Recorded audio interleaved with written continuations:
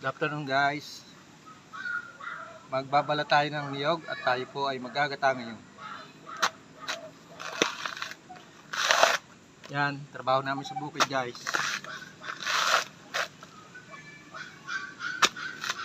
Paano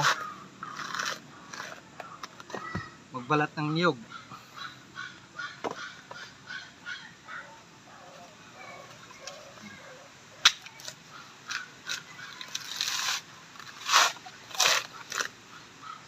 Dahil dito sa kahoy na tinulisan, nakapagbalat na tayo ng niyog guys.